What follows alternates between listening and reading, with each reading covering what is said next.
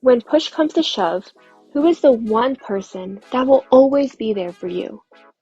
The answer is you. As we work on building our own external support systems, it is extremely important that we remember to offer internal support for ourselves too. You deserve to feel supported, not just by others, but by yourself too. Welcome to Normalize the Conversation. I'm your host, Francesca Reiketer, and today I'm joined by activist and best-selling author Tejaswini Divya Naik.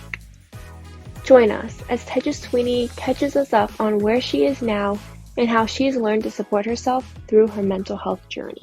Tejaswini, thank you so much for joining me today. I am really excited to catch up with you. It's been like a year, maybe even more, since the last time you were on this podcast. I know I had so much fun talking with you and hearing all about your life and your book and what you were doing. And now you have another book out, you're writing another one. So I'm really excited to catch up. But before we do that, I just really want to check in with you. How are you really? I am at a place. How do I really put it? I was just having a conversation with my best friend today, and she asked me, "How are you doing?" And the best possible way I think I can answer your question as well is like what I answered it. What I answered her question is, I am okay, but I'm not. I don't really know what kind of a state I am in. I am trying really hard to work on myself at this point, this moment in life. But at the same time, I don't know where it puts me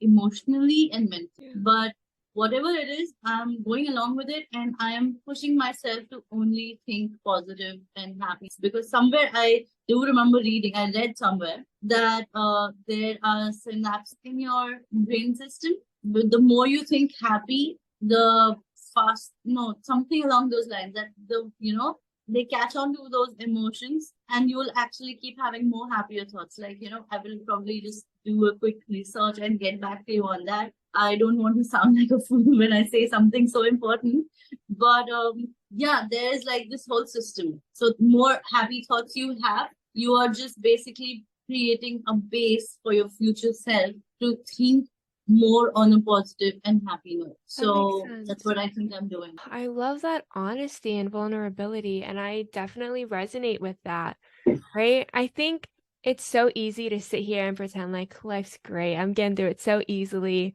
Like there's so much going on behind closed doors that people don't get to see, that's not shown on social media. I know I try to like share a lot, but there's so much that I don't, and I feel like some days I'm just barely hanging on, and I'm trying to find those small ways to like shift my thoughts and reframe them. So I love what you said about the happy thoughts, because I know for a while I was writing like what I needed to hear that morning, like on my mirror. And then I was putting sticky notes. My wall had sticky notes last week. Now I made this like motivation board, and it's like the good things that are happening and nice messages people are saying. Like I'm constantly trying to find ways to bring that happiness into my brain, because it's so easy, for me at least, to like get stuck in those dark thoughts, to get stuck in like the heaviness of what's happening, to feel like I'm not okay, and to want to sit in it. So I'm definitely going to start focusing more and more on that like shift to happier thoughts. That is absolutely. I mean, this is exactly what I've been trying to work on, because, like you said, even for me, it's so easy to just quickly shift into the whole darkness of it all and just like let myself be in that corner, because it's become such a comfortable corner because of all of the things, like how you said, it's been a year since I've been on your show, and I'm just quickly bringing up this extremely happy thing that I'm so glad to be back on your show and to be talking to you. And it's been a year already. And all the things we spoke about, remember? About things that you go through, and that mental health can be affected by any and everything.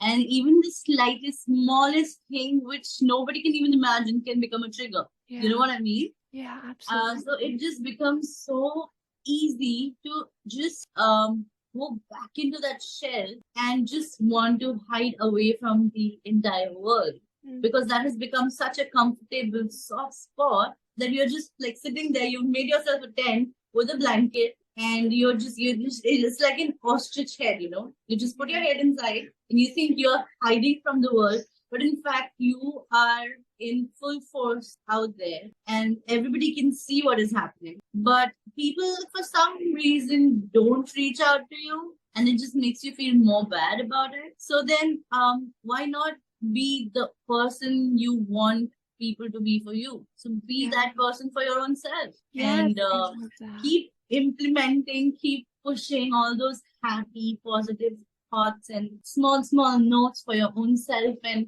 that is why I love going through your story, because these days I've been missing your mirror posts. I need to do them But again. every single day, I would just love to go through them, because that one positive note is just like, I know Fran is talking to me. It's like literally I can hear it in your voice and you're telling me that particular thing. And so I think you can see that board behind me, right? So Yeah. every day I write happy notes for myself. And there's one note which one of my really close friends left for me. Her name is Sakshi. She left me a note saying, "We love you." So whatever I write, I always write around it. And whenever I'm feeling a little sad or upset, I always come back to look at this note which says, "We love you." And I know that I have people, even though they might not be around me at all times, and they might not be available at all times, but I have people. And for the people who aren't there, you know what? It's okay. It's okay. Don't feel bad. They have their life. They have more important things to do in their life. And if you're trying to reach out to them and they don't answer, they just could be busy, they could be sleeping, they could be doing whatever. So instead of having negative thoughts about it, always just put it in a perspective that they are just busy, and be that person for yourself. On this note, just remind me a little, I think a while after, like, I have a little something that I would like to share with you, which was a little life altering moment for me. Something very important and something very big happened. It's been happening since a while now. And one after the other, the hits just keep coming. The hits just keep coming.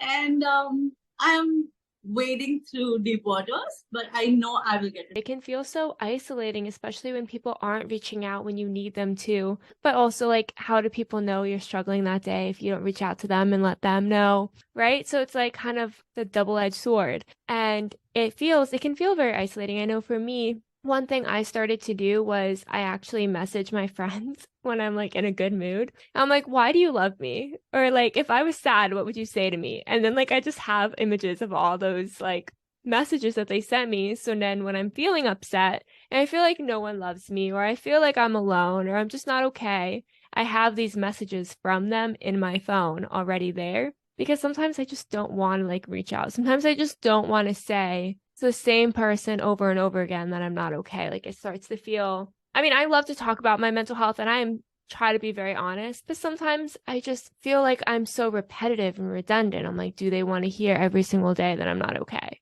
Like, do I need to have the same conversation every day? Or I have the message from them that encourages me, that makes me smile, that's going to get me through the day. How can I use that? So I try to find ways to make myself feel more comfortable in it, because I hate admitting like that I'm not okay 10 days in a row. Like it is hard.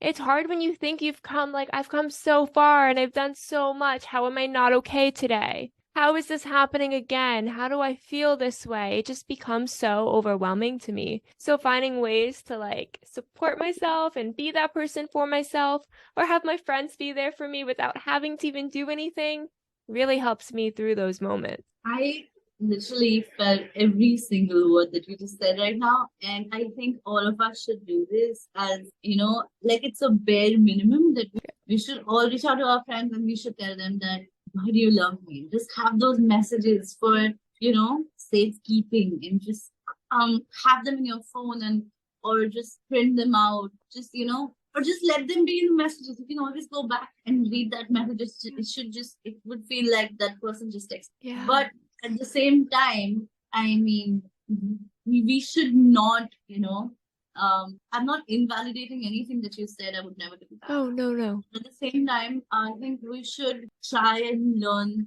to be a little more self-reliant and not be so dependent, or like, feel dependent on other people. Understand, as humans, we want that soft touch, that little warm voice, that hug, or like, just someone being there for you. it feels incredible to have that. But what when you don't have any of it? Yeah. You know what I mean? Yeah, Even if absolutely. you have like those messages there, sometimes you just need that person, some person to hold you and just like let you cry it out or let you just scream your lungs out. And what when that is not there, what do you do? So it just becomes so much more difficult. Sometimes those messages, those love messages that your friends have sent you or your family has sent you could become the trigger. You know what I mean? Yeah, because when you're not talking to them every day, when you're not hearing from them, it does become like kind of like a thought in your head, ruminating thoughts. But I love what you said about not depending on other people, because as humans, we do need connection and we need other people, and absolutely. But when we're validating ourselves through other people, that becomes really difficult because we can't control other people. We can't control what someone thinks, how they behave, when they reach out, when they don't, what they're going to say. We can't control any of that, whether or not they're going to like our Instagram post. So when we're seeking validation from other people to exist, it becomes very difficult because it's all outside of your control. So finding ways that you can regain that self-love and self-compassion and show up for yourself, even if it's as small as acknowledging the fact that you got out of bed, right? Just acknowledging that you did something or writing a little sticky note or something. Seriously, I'm so glad you brought that one small little point up. Like getting out of bed sometime in the morning feels like such a win, right? Feels like such a great win because I mean, for a person like me, you never know when an anxiety attack or a panic attack comes through. And I could just be sitting and watching something on Netflix or listening to some music or driving in my car, and suddenly out of nowhere, something will strike through and I would start crying and I don't even know what. And it is just so annoying. It is so annoying. But it's just like you don't know what's the trigger. What do you do then? And as an empath, I mean, I'm sure you would understand this. You would reach out for your phone, you would want to reach out to a friend, but at the same time, there will be these multiple thoughts running through your head. What if my friend is sleeping or busy or going through a hard time themselves? Are they emotionally available for me right now? What do you do in those circles? So, it becomes so important.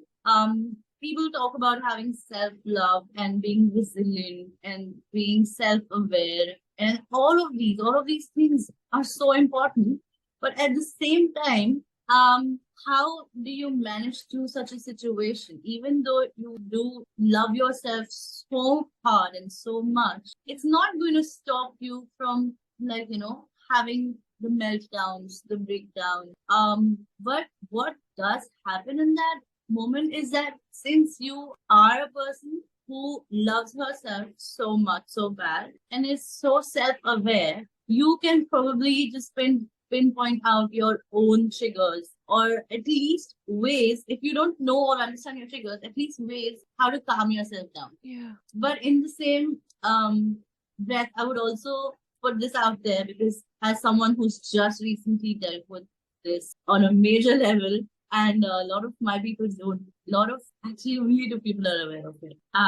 So probably I don't know, we could have this in the conversation. I could just mull over this and then get back to you if we should put this part or not, or if we should edit this out. But there was this recently last Tuesday, I think. I had a beautiful, brilliant day. And I was just like, I finished the day off in the karaoke bar and I was singing my heart out. And I'm driving back home in my car. And out of nowhere, Fran, I just fucking broke down. And I could not stop crying. And I'm just crying. And all these things are just like pushing past me. And like, I'm just crying and I'm driving. And I know it's unsafe. And I know like I can't see shit on the road because I'm crying that bad. And I know I should just call someone. But my brain is telling me that everybody is, nobody's available for you. Nobody wants to hear from you.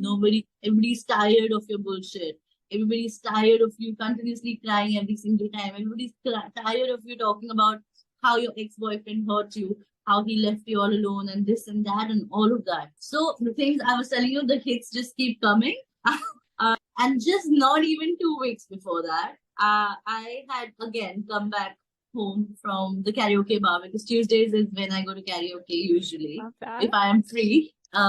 And I came back and I'm happy and everything's good. And then I take a bath and I'm going to sleep. And then my entire body bursts out into hives. My entire body. This is okay. So this story you can definitely put on your podcast, because this is something that people should know about. Guess what? I am allergic to Is it water? water. How?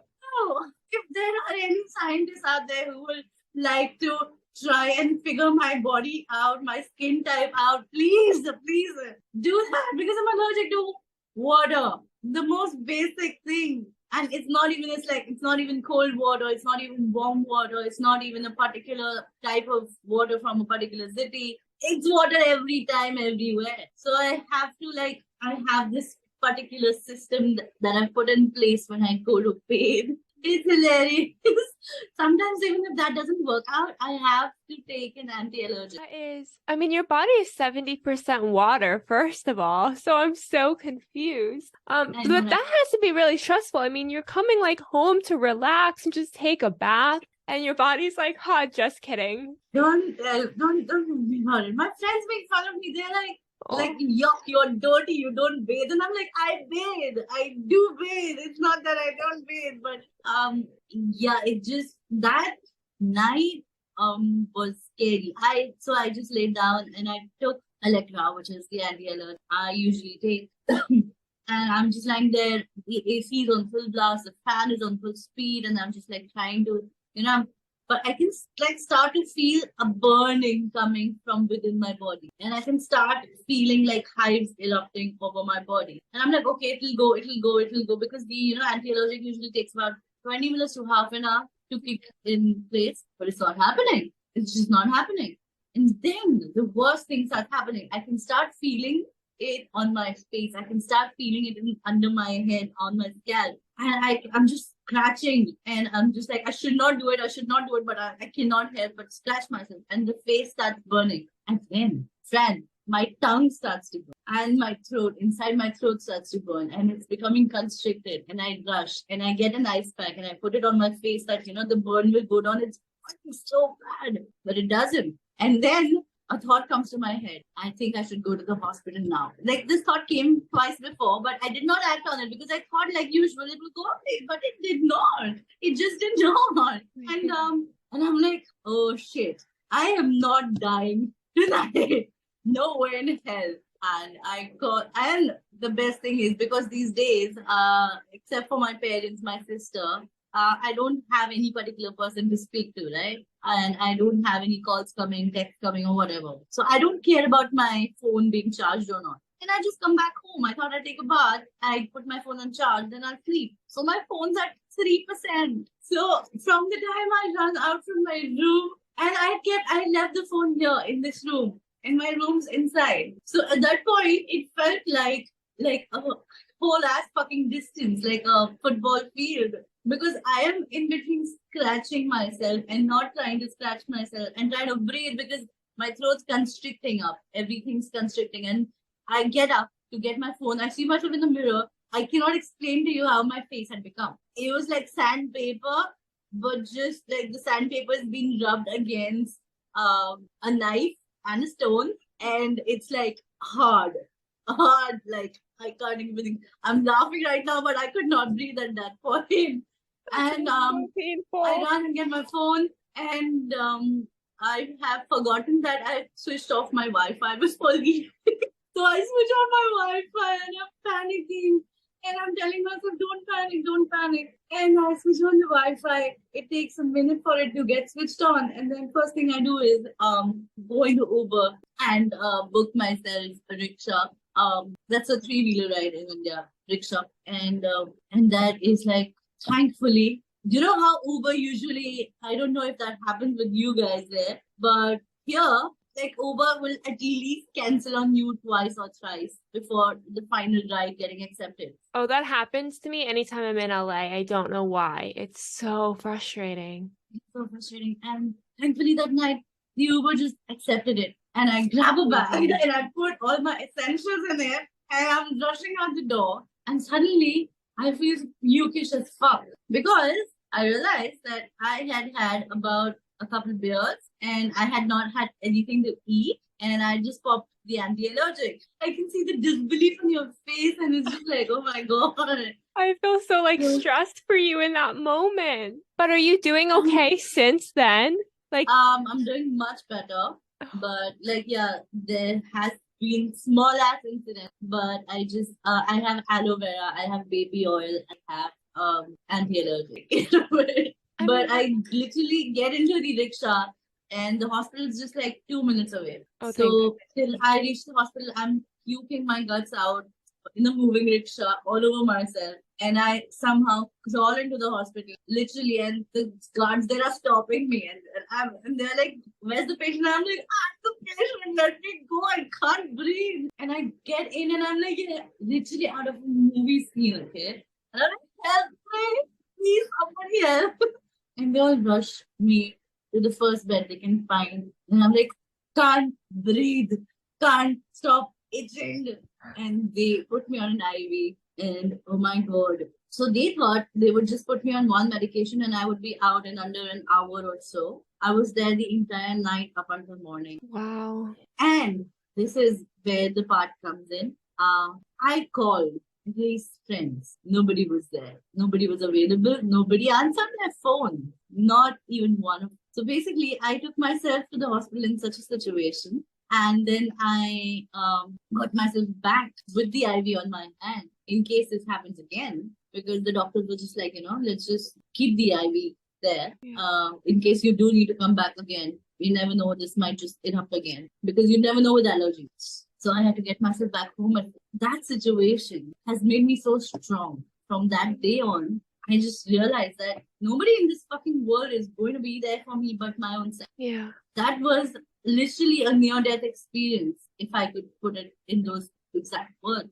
It was a near death experience. I could not breathe. And I had a thought that I am not dying tonight. I have never had that thought before. It was just so surreal, but so fucking real. Yeah. I'm You know so what I mean? happy you're still here and that you were able to get to the hospital, get the treatment you needed, and now you have like plans in place so that way you're able to bathe without having this happen again and being in a life-threatening situation. But I also can't imagine like at least I'm assuming in the beginning, I don't know if it's something that you deal with every time like you're near water, you go to bathe, but I can imagine that that has to have a lot of anxiety, especially when you're prone to panic attacks. Like, am I going to be okay? After that day, particularly, I was so afraid of just being near anything water, It was just so scary. And anyone making a joke also about me bathing or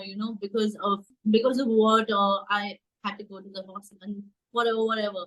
It's just so traumatic. But I've just learned to, work my brain in a particular way that how horses have blinds, like so I'm just trying to train my brain. Whatever people are saying just hits the blind and goes back from there, right? Do not let that come here, and whatever's coming here goes out that way. I'm just going to be focused on myself, and I don't fucking care who says what, who makes what jokes. And I mean, those people are welcome to their own toxic thoughts. It's just a projection of their own thoughts and insecurities and the person they are. It's not me. It's them, literally. So I'm not gonna let that affect me, even though it does become a little difficult sometimes because what people say can become traumatic. But like I mean, even if you're a friend, you should not, make a joke or be this way about someone's allergies or insecurities or emotions or whatever it is. I'm not just talking about myself in this. But thankfully, when this other incident happened, I could not stop crying for 3 hours, man. I was circling the hospital for 1.5 hours, and then I called a friend. She's in Canada, and she immediately answered. And she's like, "Paige, what happened?" And I can't talk because I'm crying that bad. And she's like, and at least she understood that I'm outside the hospital. And she's like, I just need you to go to the hospital. Take yourself to the hospital, right? And again, the same hospital, same people. I entered the hospital and in my head, I'm just thinking that what are they going to think? Oh my God, this girl back again. But then another thought pushed through it that they are doctors, they are first responders. They have to be there. Yeah. So I went there and I'm just like, I can't stop crying. Please make me stop crying. Just sedate me, give me anything. And I was in the hospital for about 5 hours. And I called another and he answered. And he's the sweetest, kindest person. And he came, took me home, didn't let me go back home, didn't let me out of his sight the entire day. And he called another friend of his, of ours, a mutual friend. She came home and she cooked my favorite for us. He does not let anybody sit on his side of the bed. He let me sit on his side of the bed that day. Just left his entire TV and Netflix for me to watch whatever shit I wanted to. He sat outside his room in the hall the entire day and just kept checking on me if I'm okay or not. It was the sweetest thing ever. He's like one of my closest friends, more or less my best friend, and I kind of call him like my brother. So it was, and he did not let anybody know why I was in what happened, anything about that. It's just between me and him. Oh, I'm so happy you had that support at that time because it's so hard to go through it alone and to feel even more isolated and alone in a moment that feels very isolating. So to have someone who was there to provide you that support you needed is so incredible. I'm so happy and grateful that you had that support. But I also want to go back to what you said before, the first time being in the hospital and not having anyone show up, and how you realize that you're the only one who's always going to be there for you, because it's so true, right? There are times where we're going to have our friends who are able to be there and they're going to show up for us when they can. But like you said way early in the beginning, sometimes people are busy. They have their own things going on. They're sleeping. They can't answer the phone. And in those moments, it is really just us having to be there for ourselves. So to see that you got to experience both, that strength of doing it by yourself, for yourself, and getting through, and then that strength of having loved ones and a community around you to get you through, to see that you're able to have both and do both is beyond inspiring and incredible. And I am just so happy and grateful that you got the support that you needed both times. Thank you so much. I mean, I could not speak right now because, just remembering both the incidents, I kind of, while you were talking, I think I kind of had an epiphany. It was just like, both incidents were placed so close to each other. I think it was just a moment in time for me to learn a very hard lesson and then soften the blow. It's just like you are the only person who has to be there. But sure, you will always have people who are going to be there. But just learn to do it for yourself. Because even the second time around, I took myself to the hospital. And honestly, all the incidents that I've been in the hospital of late in the past couple of years, I have actually had to take my own self to the hospital. So, it's just made me so much stronger. And the whole healing process about what we were talking about, it just sped up the whole process. And I started taking better care of my drinking more water, which is so important. Like, it's just a basic ass thing, but we don't realize how much our body needs that water. Yeah. Cheers. So, cheers. So, I mean, I've even downloaded a bloody app to track the water because sometimes you are so busy with work. It's so easy to forget. It's so easy to forget. So, that app will always pop up with the sound of water falling. And it reminds you that you're supposed to have water. So, what's that? I'll tell you what's the app called. I'll tell you once we finish with it. And I started working out. I've started paying more attention to my own health. I have a trainer. She makes sure that I'm meditating every day. And she loves all the updates. So, she's like, did you have water? Did you walk so much? Did you work out today? Did you do your stretching? Meditation. Is it done? Not done. Journaling. Is it done? Not done. So it's just making my life like, working out a schedule and working as per the schedule. I actually have started realizing it's so important because once your brain understands and learns the schedule and learns what you're doing this point of time, and then you're waking up, and it's actually making me happier. It's just like, just the blood rush and I don't exactly know how to put it in words, but it just makes me so much happier. Even if I'm walking and I'm tiring my body out and I'm sweating it out, like in the evening, I walked all the way to the beach. I do that too. High five! Love that. I just walked all the way to the beach and I just sat there, taking in all the breeze and all the waves. And I was listening to music, but then I cut out the music because I just really wanted to listen to the waves. And I have a book on my phone, which I was reading. And it was just such a peaceful, happy moment. It is. And it's so important to find these moments and things you can do for yourself. I love tracking water. I need to start doing that. I've noticed that there may be some days where I drink a little more wine than water, and I should switch that ASAP. But it's so hard to remember to drink water during the day. But at night, when my grandma and her friend are pouring wine, it's so easy to remember to drink a glass of wine. So it's Oh my definitely God, now you important to be reminded me aware. now I've got to have wine. What did you do, Fam? Now I have to have wine. It's just But like, it's important to be aware and mindful and to do small things to remind you to drink water. So like this morning, one of the first things I did was I put a glass of water next to my bed last night. So when I woke up, I drank a glass of water. Then when I went in the kitchen to make breakfast, I had a glass of water while I was cooking, and I had a glass of water after while I was cleaning it up. So just like finding small places to associate with drinking water, so that way I am hydrating my body, because when I'm dehydrated, first of all, my skin feels dry and then I just don't feel great. And I'm tired, I'm more fatigued, I don't have the energy, I feel more sore. So then when I work out, I don't want to work out as much again because I'm so sore, because I'm not hydrated. So it's so important to drink your water, and to the point of like exercise and on a schedule.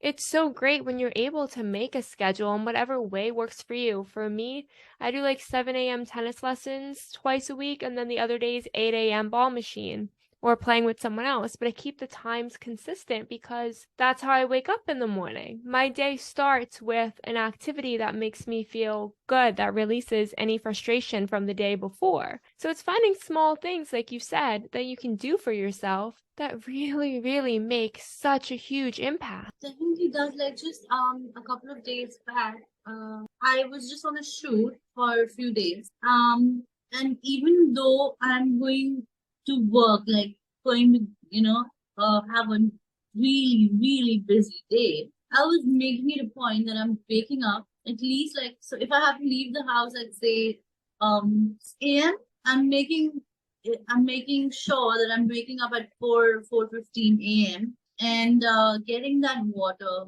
getting a little meditation, getting a little morning stretches in, having just just a little me, my own kind of time. Sit down, have tea, listen to, like, do my prayers, and if I still have a little more time, read a book or something, or just like watch something, and then go to work. It's so difficult. It doesn't matter, even if I'm coming back, even if I was coming back home like really late in the night, because shoots get terribly busy, terribly exhausting, but also terribly late. There's no timing. So even if I'm coming back, like say at 11 or 12 in the night, and eating dinner and sleeping by say 1, I would still make it a point to wake up at 5. Like if I have to leave the next day at 7, then I wake up at 5. But it's so important taking out that me time and concentrating and focusing on yourself, because nobody else is going to do that for you. No, absolutely not. You have to do that for yourself, right? All inclusive. Okay, so I know this entire conversation has gone from one point to the other, and to like from A to G to Y to God knows where. I love it. Legend Y. I'm pretty sure somewhere in your head you're like, why? What is this conversation? No, I love this. It is so authentic. It is so us. Like, we just kept going everywhere with it. And it's so amazing to see how everything connects back to how you're feeling and taking care of yourself. And like you said in the beginning, like one of the very first things you said was not depending on everyone else to take care of you, but to be able to show up for yourself and to be there for yourself. And everything that we have covered has come back and connected to that. So that's amazing thing that we accomplished, because we went everywhere and yet it still came back together. Right? It's like, right? Like we should deserve an award for that. Yeah, like we didn't even like, oh my God. Now that I think about it, that's so perfect actually. How did we do that? Because we were just us. This is so much fun. It's just like two friends catching up after such a long time. Yeah. And yet, like, we do manage to get everything in there. Mostly I did because I'm the one talking more than you do. But yeah, we just like it started from one point. We did like the parts diverged out into various ways, but it just came back like a nice U-turn to the same road. Yeah. So you know what I mean? It did. And as we are wrapping up, I really want to make sure you have time to tell us about that second book and maybe even give us a little like teaser of the third book that's to come. My God. Okay, so only a very few set number of people know about the third book, and like now Top you secret. do. Secret. Okay, so cutting But- that out. No, not at all. I think this is a great way to announce the third book. Just There by you the go. way. I think so. Yeah, the last year when we actually sat down for the first time, we spoke about my first book, Smokes and Whiskey, and we also spoke about the second book that I was writing at that point in time, Yeah. One for Sorrow, the name of my second book. And a few months down the line after that, I did publish my second book. And touch wood, it did so well, and it's still doing so well, and people have been loving it. You can get it on Amazon. You can actually reach out to me and personally, if you want, order it from me as well. And of course, in that you will get a signed copy. But I don't know exactly when, but a couple of weeks back, about I think bare minimum time period would be about a month back or so, max to max, is when I was just like, I've been thinking of starting my third book, because this time I was like, you know what, I'm not going to take that much time like I took with the second book. And I'm just going to put all of my thoughts in there, and I'm just going to put it out there. But at the same time, I'm a person who works with a little process in her mind. So till I do not get the cover image and the name of the book, and then the inside pages, how the index is going to look like, I cannot start working on the book. I am a little weird like that. But I think all creative people are, right?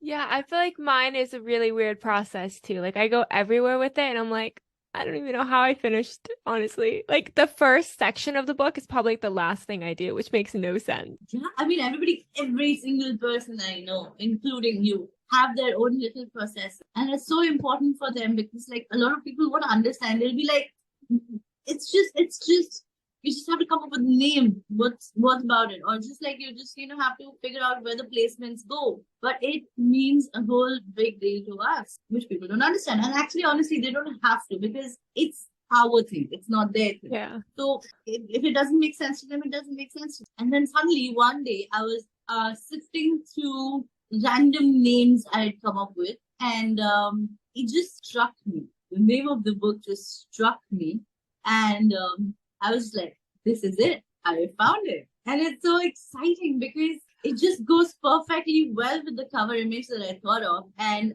my sister, my younger sister, is on the cover of the book. Oh, I love that. And it is such a powerful image, and it is such a powerful name. And when I did share it with a couple of people, like, just like I was telling you, number of people that know about it, one of them actually asked me, the first two books of yours, like I was telling them, this finishes probably, will finish the sister trilogy, because the first book, second book, now the third book, all in the same capacity, all black and white. All the names are three worded names. I mean, if I'm putting it right, like the first one is Smokes and Whiskey, 3 words. Second one is One for Sorrow, 3 words. And the third one, so I'm not going to say the name, beep, which I will be sharing with you on WhatsApp. I would love to know what you think about the cover and the name. And I was like, this is the sister trilogy. This finishes it. And so this person suddenly is like, okay, but I don't think it's related. And I'm like, how? And they're like, it's completely different from the first 2 books. The first 2 books have your women hidden, half their faces hidden, or like, a part of their body. Like in both books, book covers, their faces are hidden. And it's like, they're in the dark. So I was like, basically what the third book is going to be about is coming out of the dark. Oh, I love that. It's coming out of the dark. It's completely putting myself as I am out there in the open. Oh, I'm so proud. Thank you so much. And that is like the perfect way to like wrap up this episode. So like, see, I think even from a year ago to like now, how far you've like come and you've grown and you've accomplished. It's just incredible. And I am so beyond grateful to know you, to be your friend, and to get to have conversations like this with you. Same. First of all, thank you so much. And second of all, thank you so much, because without realizing, you've played a really big part in this as well. You do not realize this, Fran, but you don't know the amount of good you're doing. And even you as a person, like the first time I spoke with you, cut to now that I'm talking to you, you've grown so beautifully. And you've come such a long way. And I am proud of you, and I'm proud that I can call you, like I can call myself your friend. I'm so proud of the fact that I can call myself your friend, and I cannot wait for the day that we actually get to meet physically, because I know for a fact that I would not be able to stop hugging you and like be like, oh my God, I'm finally meeting this girl. You honestly are such an inspiration. Thank you so much for listening to Normalize the Conversation. Don't forget to subscribe, rate, and review. This podcast is an initiative of Inspiring My Generation, focusing on normalizing the conversation, bringing education and awareness to the forefront, and amplifying global voices to spark change and hope. Inspiring My Generation is a 501c3 nonprofit organization on a mission towards suicide prevention through awareness, conversation, education, and support. Connect with us on Instagram at Inspiring My Generation and visit our website inspiringmygeneration.org to learn more about our work and how you can make a difference.